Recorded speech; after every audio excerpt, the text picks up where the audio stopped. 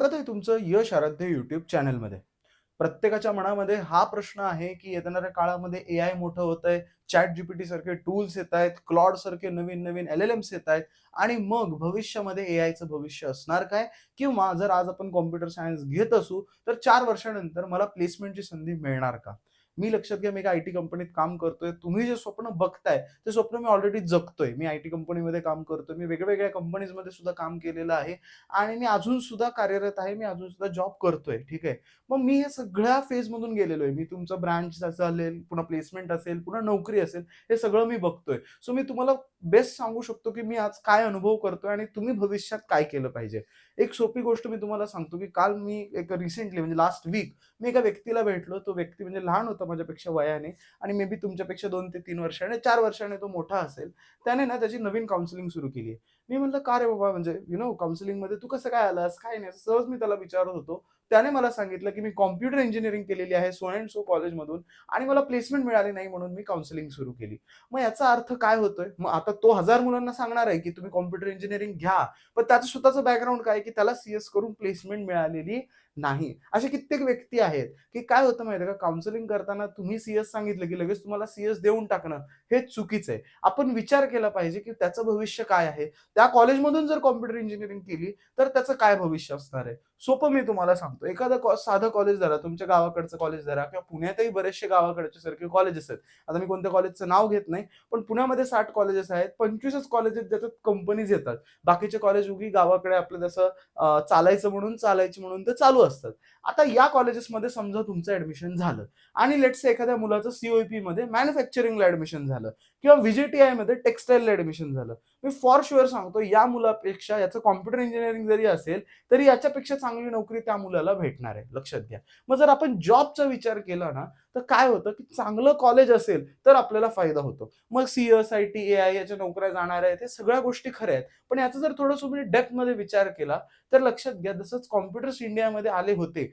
जेव्हा राजीव गांधींनी कॉम्प्युटर आणलं किंवा भारतामध्ये पहिल्यांदा कॉम्प्युटर आले, तुम्हाला माहीत असेल, की आंदोलनं झाली होती, की या कॉम्प्युटरला नका आणू. हे कॉम्प्युटर आमच्या नोकऱ्या खाणार आहे. कारण जे लोकं क्लरिकल जॉब्स करायचे, ज्यांचं हाताने सगळं लिहायचे, त्यांच्या नोकऱ्या ऑफकोर्स कॉम्प्युटरमुळे जाणार होत्या. आणि त्या काळात नोकऱ्या गेल्याही. 5 ते 10,000 नोकऱ्या भारतातून या कॉम्प्युटरमुळे गेल्या. पण आज आपण या स्टेजला आहोत. 1990 ची ही गोष्ट आहे. आज आपण 2026 मध्ये आहोत. मला सांगा आज काय फरक पडलाय त्या कॉम्प्युटरमुळे? आज त्याच कॉम्प्युटरमुळे लाखो नोकऱ्या आज आपल्या भारतामध्ये अवेलेबल झालेल्या आहेत. सो जेव्हा नवीन गोष्ट कोणतीतरी येते, त्याचा एक थोडासा इमिडिएट इम्पॅक्ट ऑफकोर्स असतो. पण नंतर त्याचा भविष्यात तेवढ्याच नोकऱ्या बनणार आहेत. म्हणजे एआय जरी आज काही आपल्या नोकऱ्या तो खाणार असेल म्हणा किंवा त्याच्यामुळे काही नोकऱ्या जाणार असतील, तर तेवढ्याच प्रमाणात नोकऱ्या पुन्हा बनणार सुद्धा आहेत. ही गोष्ट आपण लक्षात घेतली पाहिजे. म्हणून एआयमुळे कॉम्प्युटरचं जे म्हणूया की क्रेज आहे किंवा कॉम्प्युटरमध्ये नोकऱ्या आहेत, त्या बंद पडणार आहेत का? नाही. पण जे प्रमाण आहे ते चुकतंय. लक्षात घ्या, जर तुम्ही 4 ते 5 वर्षाआधी म्हणजे पहिली गोष्ट मला क्लिअर करायची की नोकऱ्या कमी होणार नाहीयेत. फक्त त्याचं स्वरूप बदलणार आहे. आधीही क्लरिकल जॉब होता, आजही क्लरिकल जॉब आहे. पण आधी क्लरिकल जॉब म्हणजे पेन आणि बुकवर लिहिणं होतं. आज क्लरिकल जॉब म्हणजे कॉम्प्युटरवर एंट्री करणं आहे. तसं आजही आयटी इंजिनिअरिंग आहे, उद्याही राहणार आहे. पण नंतर मात्र त्याचा जो स्वरूप असणार आहे ते बदलणार आहे. सो जो तो नवीन मॉडिफिकेशन ॲक्सेप्ट करेल, जो तो शिकून घेईल, ज्यांनी कॉम्प्युटर शिकले त्यांना त्याही काळात चांगली-चांगली प्रमोशन्स मिळाली. तसंच जे हे लोकं हे जे शिकून घेतील, जे एआयला आपल्यामध्ये इन्व्हॉल्व करून घेतील, एआय कसं वापरायचं हे शिकून घेतील किंवा एआयचे प्रोजेक्ट्स करायला तुम्ही शिकलात, तर तुमची नोकरी जाणार नाही. आता दुसरा एक फॅक्टर तुम्ही गोष्ट लक्षात घ्या. आधी काय व्हायचं म्हणजे तुम्ही ऐकलं असेल, की मी नोकरीला लागलोय किंवा तुम्ही आता जसं मी नोकरीला लागलो, आयटीमध्ये माझ्या सगळ्या भावांनी आयटी इंजिनिअरिंगमध्येच करियर केलं. म्हणजे माझे कझिन्स असू द्या, माझा सख्खा भाऊ, कोणीही ज्यांना म्हणजे कारण असंच असतं, की घरात कोणीतरी त्या फील्डमध्ये लागलं, त्याला चांगला जॉब मिळाला, की लगेच आपल्या घरातले पाहुणे, नातेवाईक वगैरे आपण तिकडे जातो. पण आधीचा काळ थोडासा वेगळा होता समजून घ्या. आधी 5,000 नोकऱ्या असतील ना, तर 500च मुलं असायची. त्यामुळे प्रत्येकाला नोकरी मिळणं ऑलमोस्ट कन्फर्म होतं. हे 4-5 वर्ष आधीची मी गोष्ट सांगतोय. पण आज काय सिच्युएशन झाली माहिती 5,000 मुलं आहेत आणि नोकऱ्या मात्र फक्त 500च आहेत. का बरं असं होतंय? कारण प्रत्येक कॉलेज इनटेक वाढवत आहे.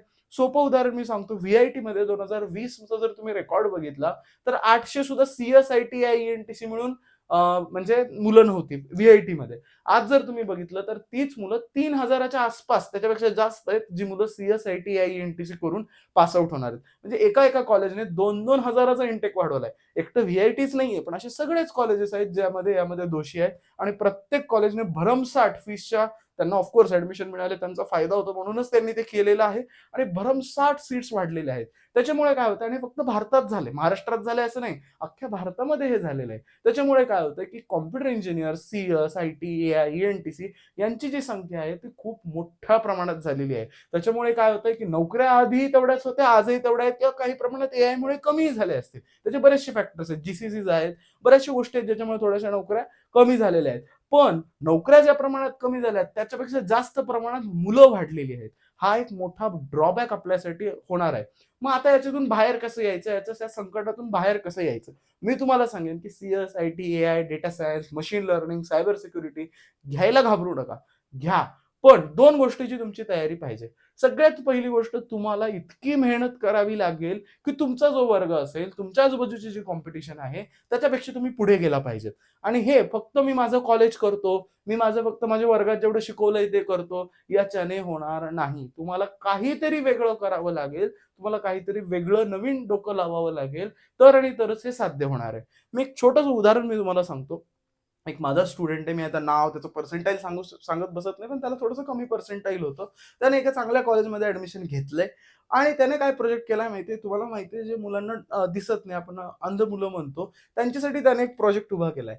काय केलंय त्याने, की काय होतं आता युजुअली 11वी-12वी पर्यंत त्यांच्यासाठी ती ब्रेन लिपी असते, ज्याच्याने त्यांना वाचता येतं किंवा त्यांना ते सेन्स करू शकतात त्या डॉट्सवरून. पण त्याने एक नवीन प्रोजेक्ट उभा केलाय, की त्याने काय केलं, की कॉम्प्युटरला त्याची स्लेट जॉइन करायची आणि त्याने इलेक्ट्रोमॅग्नेटिक म्हणूया छोट्या-छोट्या नीडल्स यूज केलेले आहेत आणि त्या नीडल्सची एक पूर्ण प्लेट आहे आणि ते जसं-जसं समजा तिथे ए लिहिलेलं असेल, तर इकडे ब्रेन लिपीमध्ये ते थोडेसे रॉड्स वर येतात आणि त्या जी मुलं आहेत ज्यांना दिसत नाही, त्यांनी जर त्याच्यावर बोट फिरवलं, तर त्यांना तिथे लक्षात येतं, की हे ए आहे. याच्याने काय होणार आहे, की भविष्यामध्ये ही जर स्लेट मार्केटमध्ये आली, तर काय होणार आहे, की ज्या मुलांना दिसत नाही, त्यांचं एज्युकेशन 10वी-11वी पर्यंत थांबतं. त्यांना पुढे शिकता येत नाही. मग त्या मुलांना सुद्धा पुढे शिक्षण हे होणार आहे. मग आता मला सांगा, ज्या दिवशी तो हा मुलगा प्रोजेक्ट त्याचा प्रोड्यूस करेल, त्याचा ज्या दिवशी प्रोजेक्ट बनेल, मला त्या दिवशी सांगा, त्या दिवशी त्याला मार्केटमध्ये डिमांड असेल की नाही? कारण त्याने एक्स्ट्राऑर्डिनरी गोष्ट केली. लक्षात येतंय? त्याने काहीतरी वेगळं केलंय. तर त्याला त्याचं कॉलेजही सपोर्ट करतंय. त्याला खूप चांगल्या-चांगल्या ऑफर्स आलेत आणि त्याचं भविष्य 100% स्ट्राँग असणार आहे. मग अशी गोष्ट जर आपण करू शकलो, आपण जर काहीतरी वेगळा विचार करू शकलो, तर आणि तरच आपल्याला इंजिनिअरिंगमध्ये प्लेसमेंट मिळणार आहे. ही झाली पहिली गोष्ट. आणि जर आपण दुसरी गोष्ट विचार केली, ते आहे कॉलेज. आता तुम्ही कधी ऐकलंय का रे, की माझा हा मित्र आहे आणि मी आता स्वतः आयटी कंपनीमध्ये काम करतो किंवा तुमचेही किती नातेवाईक असतील, तुम्ही त्यांना फक्त एक प्रश्न विचारा. फ्रेशर्सला आयटी कंपनीमध्ये घेता येतं का ओळखीवर? अजिबात घेता येत नाही. लक्षात घ्या, जेव्हा तुमची इंजिनिअरिंग होईल, तुम्हाला फ्रेशर म्हणलं जातं. फ्रेशर म्हणजे आत्ताच पास आउट झालेला मुलगा.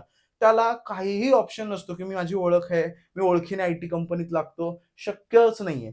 त्याला तुम्हाला त्यांची जी एक्झामिनेशन आहे, त्यांचं जे पोर्टल आहे, त्याच्यावर रजिस्टर करावं लागणार, त्यांची परीक्षा द्यावी लागणार, त्यांचा इंटरव्ह्यू तुम्हाला पास करावा लागणार आणि जर ते तुम्ही चांगल्या मार्काने पास केला, तर आणि तरच तुम्हाला कंपनीची ऑफर येणार आहे. मी कित्येक हुशार-हुशार मुलं दाखवतो, की जे मला माहिती आहेत, की ते हुशार आहेत.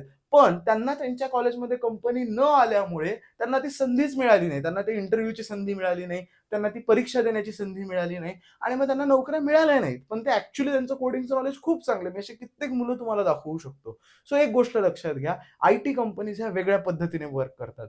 हे हायरिंग करतात तर फक्त आणि फक्त कॉलेजच्या माध्यमातून करतात. हो, ऑफ कॅम्पस करतात. पण लक्षात घ्या, ऑफ कॅम्पसमध्ये 50 जागा असल्या ना, तर 50,000 मुलं अप्लाय करतात. ऑफ कॅम्पस बोलायला सोपं असतं, एवढं सोपं नाहीये. तुम्ही आयटी पार्कची सिच्युएशन बघा.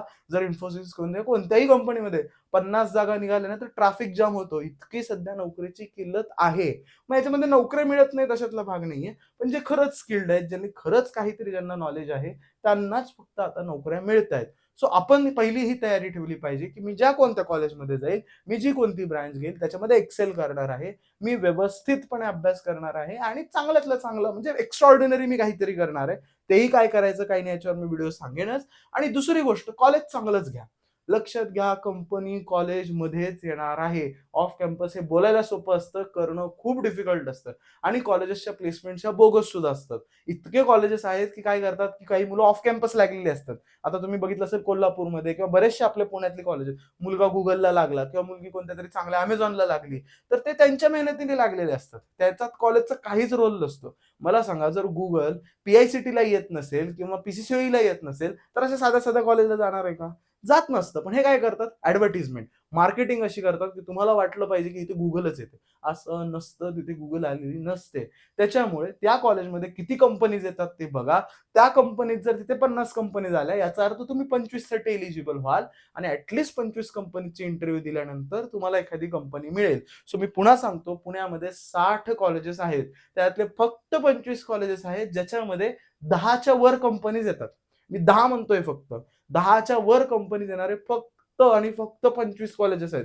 बाकीच्या कॉलेजेसमध्ये इव्हन 10 सुद्धा कंपनीज येत नाहीत. आणि मला एक गोष्ट सांगा, एका कॉलेजमध्ये जर 1000चा इंटेक मी पकडला कमीत कमी आणि 10 कंपनी झाल्या, प्रत्येकाने 10-10 मुलं जरी घेतली, तर फक्त 100 मुलांना प्लेसमेंट मिळणार आहे. बाकीच्या 900 मुलांचं काय? म्हणून दोन्ही साइडने आपल्याला तयारी करायची आहे. पहिले आपण मजबूत व्हायचंय, आपण अभ्यास करायचा आहे, चांगल्यातले चांगलं करियर अपॉर्च्युनिटीज आपण ठरवायच्या आहेत आणि त्याच्यानंतर चांगलं कॉलेज घ्यायचंय. इंजिनिअरिंग जर तुम्हाला CSIT, डेटा सायन्स घ्यायचंय, तर चांगलं कॉलेज घ्या, नाहीतर हे घेऊ नका. ह्याच्यात अडकलात तर तुम्हाला काहीही मिळणार नाही. चांगलं कॉलेज घ्या, मग CS घ्या, IT घ्या, AI घ्या, त्याच्यात मेहनत करा आणि एखाद्या कंपनीत सिलेक्शन होऊ देत.